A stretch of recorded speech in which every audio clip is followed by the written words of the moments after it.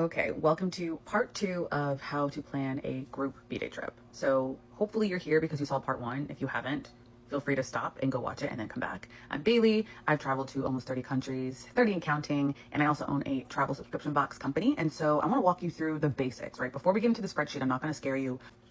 Goal for this video is for you to at least have an outline, right? Just an outline of what your trip is going to be and where you get started. So there's really 5 pillars when you think about what makes up a trip. So the first is who's going, right? So who and how many people, when you're going. The third is where you're going, what accommodations. The fourth is itinerary. And the last is budget. And that was in no particular order, by the way. So my trip was in St. Lucia, which I do plan on sharing the details of my trip as you know, as we go through the story of how you get there. But what you want to start with is like, when do you want to go? So, and you want to work backwards too from when that trip is. So for me, I'm a Capricorn, I'm an end of December baby. And so I'm competing against holidays. I'm competing against prices, right? It's more expensive around that time of year. I'm also competing with the holidays and people's vacations and time that they have committed with their families. And I'm also competing with higher demand, right? Like it is more expensive to travel. More people are wanting to go on Christmas holiday vacation. So I really had to be mindful of really giving my friends enough notice so that they could plan, save, and they could just lock it in their calendars. So what I like to do first is I had no idea where I wanted to go. I knew I wanted to go somewhere new, and I knew I wanted it to be international, and I knew I wanted it to be easy for people to get to. So I was really focused on the Caribbean, but I was open to pretty much anywhere in the Caribbean I had yet to have been. So what I like to do first is I like to just go on Airbnb. And I like to have an idea of the number of people I'm thinking, right? Obviously we don't have commitments yet, but we're just in a research phase. So what I like to do is I like to go on Airbnb and I like to just go to the explore page. I like to put the number of people. So I think I use 10 people. That's just kind of like a placeholder to see where are the different places, villas that could accommodate us. And I want to call out, I do not support Airbnb. I do not like Airbnb. I've been screwed over by them. I do not want to support their business. But what I like to do is I like to use it for research. So I found my villa on Airbnb, and I fell in love with it. When I saw it, I knew like that is where I want to have my birthday. Like this is going to give me the vibe that I want. And so what I did was found their website.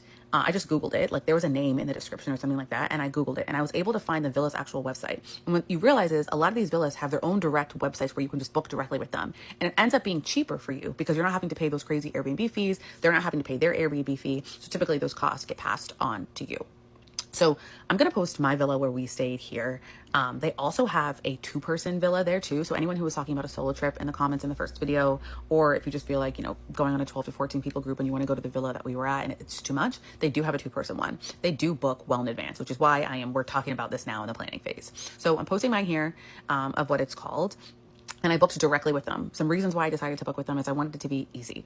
I wanted it to be, you know, they have a chef that you could book meals with. They had people, if you wanted to get massages, they had people that you could book and have them come to the house. Like everything was like through the coordinator for the house that pretty much did a lot of the work for me. They also had a driver company that they worked with. So I was able to book all of the driver, all of those things, all pretty much through the villa. They connected me with the people I needed to. And then I just worked with those people who were already familiar with the villa was. It was just very, very easy. So we're going to talk a little bit more about that in detail, but I want to go back to just the overall planning outside of just the trip that I went on. So now that you've narrowed down countries that you want to potentially go to, you have some ideas for villas that, you know, match kind of around the price point you're thinking for the amount of people that you have in mind. You want to just start maybe in a notes app on your phone, just like start putting together a list of people that like you would want to be there. Anybody that you think like, and whether or not you want their spouses to be included or not, if that's that type of trip that you want to be on.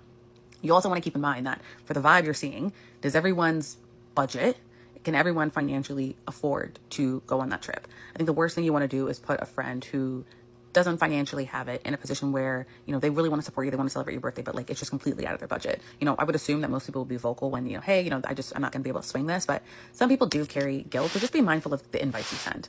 Also be mindful that not everybody you send or put on that list is going to be able to go. So if you're thinking you want 10 people on your trip, maybe send an invite to like 15 because not everybody's going to be able to go. I always like to apply like a 15 to 30% fallout for larger group trips. Sometimes you can go all the way up to like 40% depending on your friend group. So it really varies. And I think an important thing to call out is like from a timing perspective of like when you initially reach out, the more people you want on the trip, the more notice you want to give. So also keep that in mind. And when I say like what I consider a large group trip, in my head, I'm probably thinking like 6 or more people would be a pretty large group trip.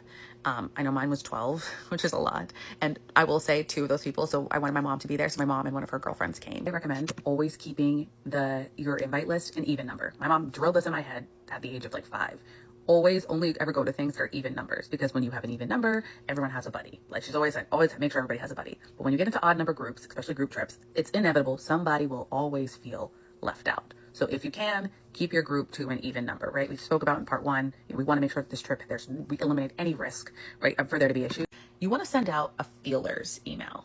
And what I mean by a feelers email is like, you're not asking for commitment from your friends yet, but you want to just gauge like, hey, like who's free these dates and who's interested in going. And here's some ideas. I don't have anything for sure yet of where we're going, but like, this is an idea. Here's a link of like a place I'm looking at to get people excited. I like to send it via email versus text because people tend to take you more seriously. I think it just shows that like you're serious about this, like you're about to start planning it. I think a text is informal. So I like to just do the communication when it comes to trips via email primarily. So again, my birthday was the end of December. I chose a mid-December time frame for my trip. I sent my feelers email out in the middle of January. And I don't want to scare everyone because you don't have to send it that far in advance. But again, I told you all the things that I was working up against for my trip, and I wanted to make sure I gave people as much time. So I sent mine out in January. And again, you're not asking for commitment. You're just wanting to understand like what head count are we working with here? And we know that not all of those people that say, yes, I'm down, totally, I want to go on the trip is going to go, right? You want to apply a fallout rate. And so if the friend who always says, yeah, I'm down, but then never commits when it's time to put her money up, even if she tells you yes, we're going to just like mark her no in our head. And if she pleasantly surprises you, fine, right? I mentioned, where I'm thinking of going. These are the dates. Here's around some of the time frames you should expect to make payments, right? So one of the nice things typically with villas, especially when it's such a large sum, they don't always expect you to pay everything up front. There's usually two different payments, right? So one, the deposit, which could be 50%. And then the other is typically like a few months prior to when you go. I love this because you're able to put your friends on a payment plan. So I was able to include kind of just a rough timeline of like when money would be due to my friends about the trip. So in my email, you will see that I do mention a trip planner, a travel planner. I was originally trying to have one of those for my trip, but once I fell in love with the villa, as I mentioned, that my villa did not pay travel planner fees. And so if I was going to use the travel planner, they were not going to get paid. Okay, I'm going to wrap this up because this video is getting way longer than I intended it to. Part 3, we're going to move into really starting to kind of lock down where you're going to stay. So we're talking about the accommodation, making sure you vet the details appropriately, making sure it's the right fit for your trip. We'll also talk about budget and rolling up the numbers. So that is part 3. Let me know if this part was too long and if I need to maybe break them out into even smaller parts for this to be more digestible.